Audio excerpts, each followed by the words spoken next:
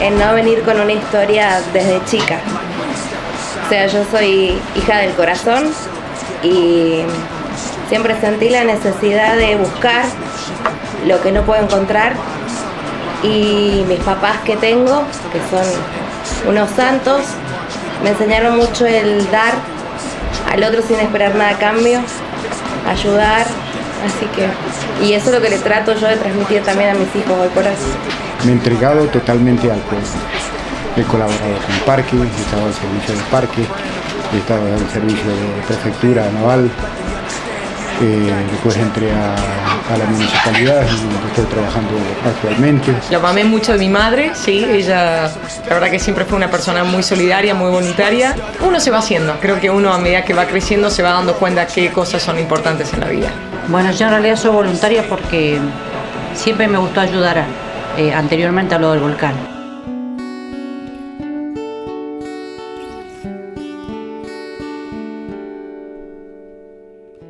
Ya volando la sonrisa está, pero se queja que no te quiere ver más. Y con poquita complicidad te desarman tres.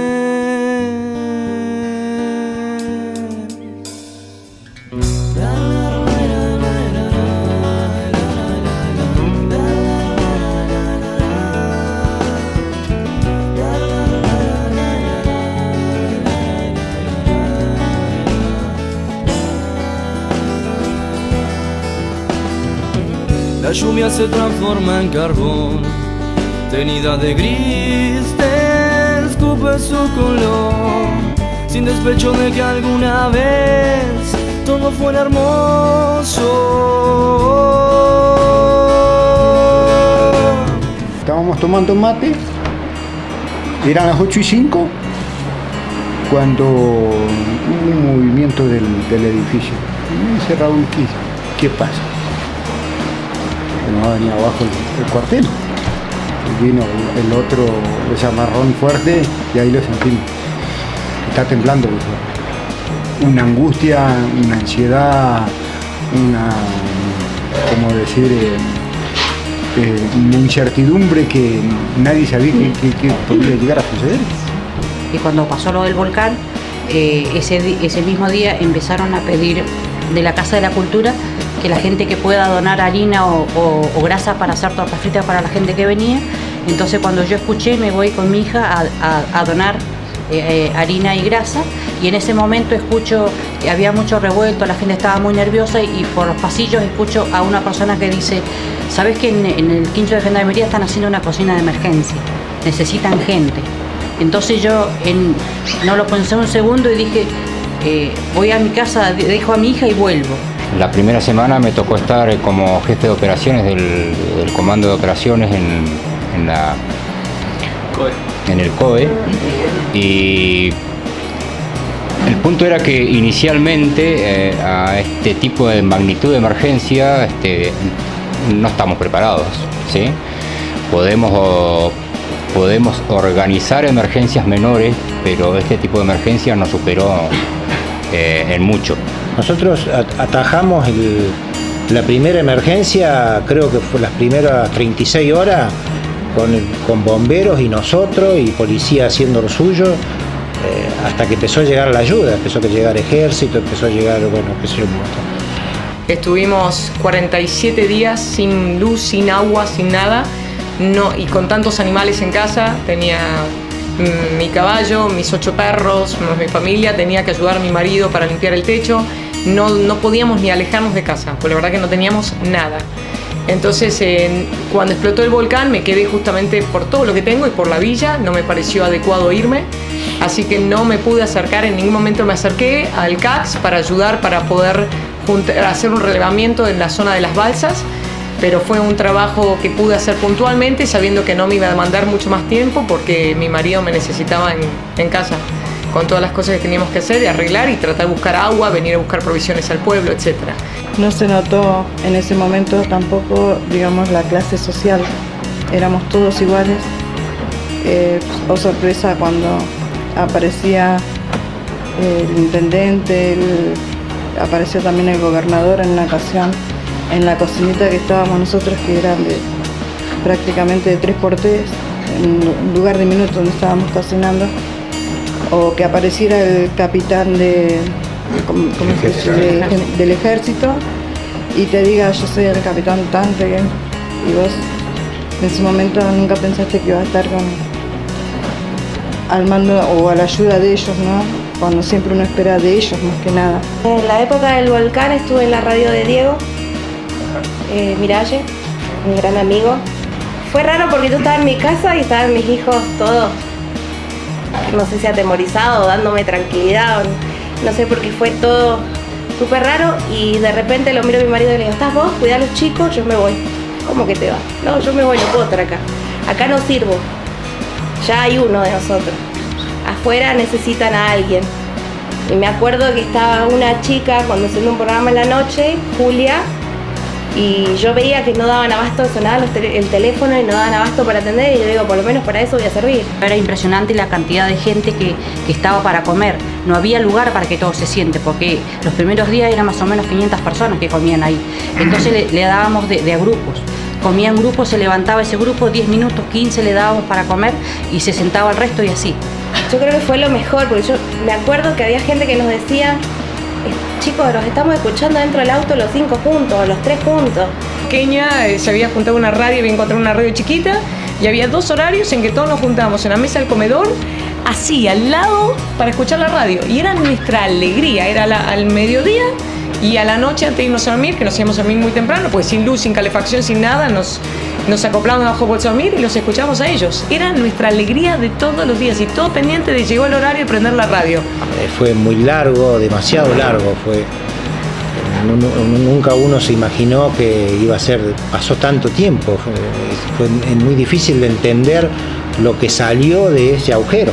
Que nosotros tuvimos la suerte de que previo al volcán ya veníamos viendo un poco el tema ese. No se puede predecir, pero lo veníamos estudiando gracias a que Raúl nos hablaba mucho de ese tema.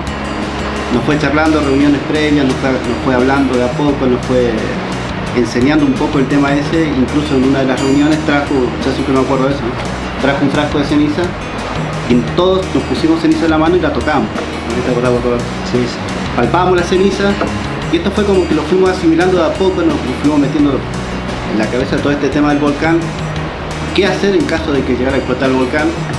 Lo intentamos transmitir a mucha gente, por ejemplo el tema de juntar envases, tenerlos ahí guardados. El grupo de rescate en su momento tenía a cargo todo lo que era el CEF número 7, donde se coordinó que allí vayan a parar todos los evacuados. Había un centro de evacuados en el lugar.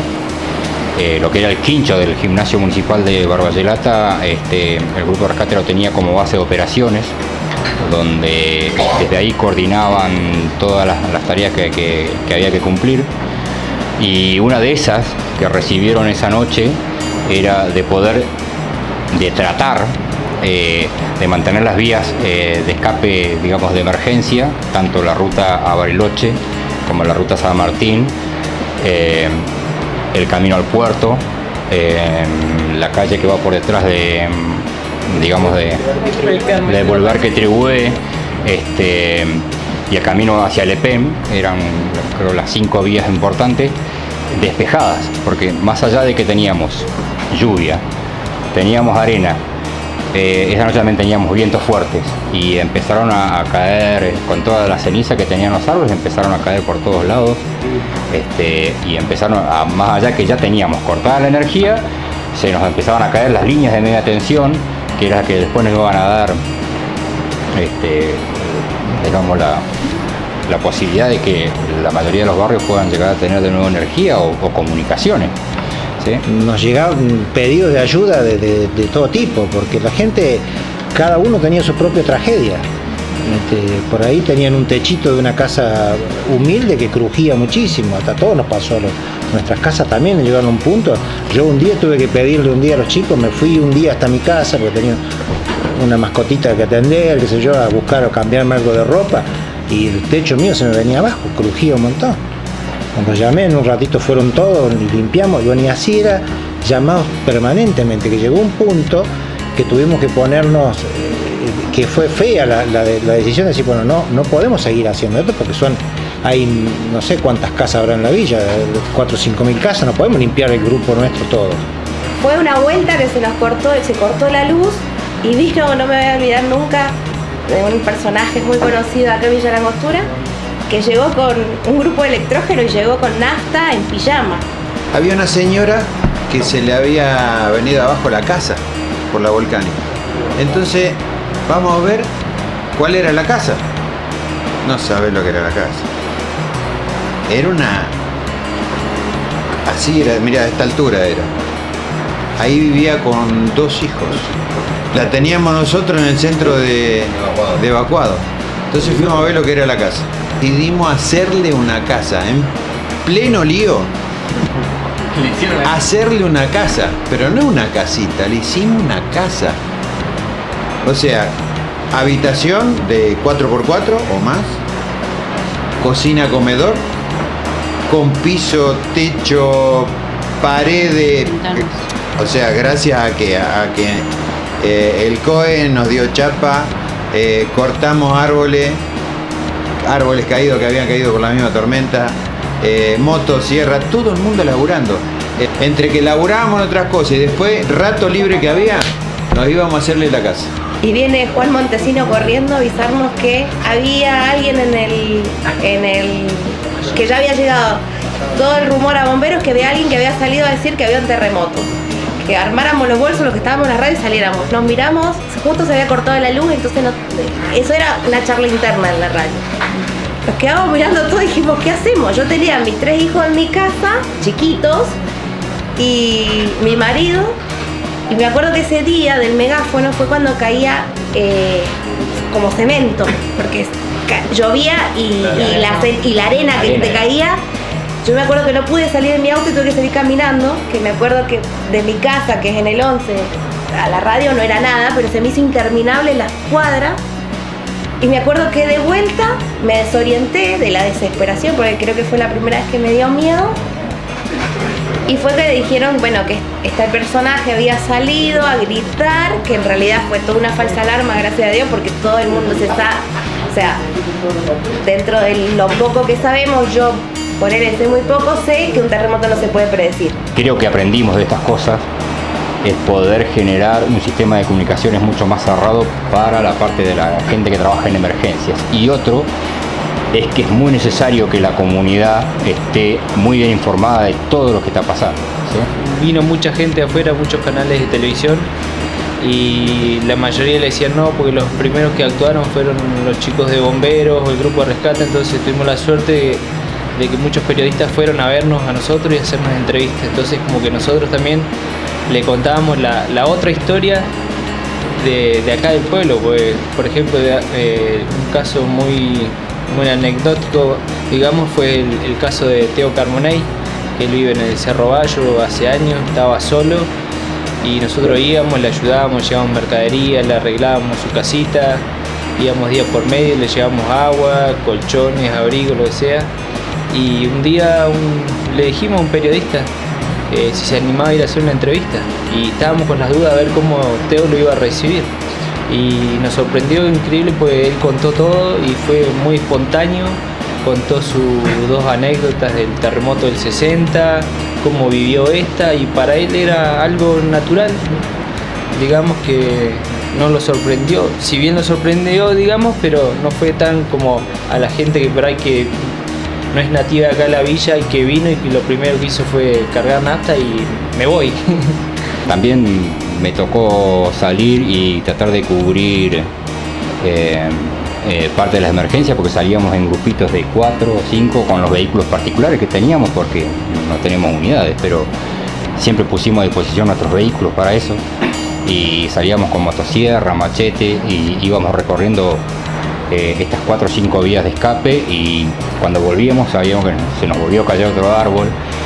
Nos contactábamos con el EPEN, le preguntábamos si teníamos energía en la zona, despejábamos el área, sacábamos los cables caídos al costado de la ruta, y en un momento dado de 3, 4 de la madrugada, hay momentos que no podíamos ni transitar con el vehículo porque era tanta la arena que caía con el agua que no podíamos hacer andar los limpiaparabrisas de los vehículos, así que directamente abríamos el vidrio y pasábamos la mano por el parabrisas para poder mirar tranquilo y no correr mayores riesgos de lo que ya estábamos corriendo en ese momento. Creo que esa noche fue una de las más. Esta historia se cerró en diciembre del año pasado, que nos fuimos al volcán. A mitad del año pasado empezamos a organizarnos, a tratar de poder conseguir una fecha específica y decir, bueno, en tal momento nos vamos todos para allá, porque había que pedir los permisos del trabajo de cada uno de nosotros, buscar un fin de semana más o menos acorde al clima. Subimos hasta la zona del volcán Puyehue, desde el fondo del Caulle al volcán Puyehue, una tarde de viernes, ¿no? Algo así, ¿no? Una tarde de viernes, con un atardecer maravilloso, pudimos llegar hasta el refugio volcán y nos dimos cuenta que a la altura de 1800, más o menos que está el refugio, había muy poco material, apenas un poco de ceniza y nada más. Y eso que estábamos a pocos kilómetros del cráter del Caulle. Esto orientado más hacia el sur, digamos, del cráter del volcán Puyehue. De ahí al día siguiente, cuando empezamos a ver el amanecer, pudimos observar que hay como una línea en la ladera del volcán Puyehue donde nos marca más o menos todo lo que fue la erupción en sí. De la mitad de la línea de ese volcán hacia donde estábamos nosotros hacia abajo había muy poco material y de esa arriba se marcaba perfectamente el cambio de color gris a un verdecito más hacia abajo, ¿no? Qué cantidad de material cayó en ese lugar, increíble.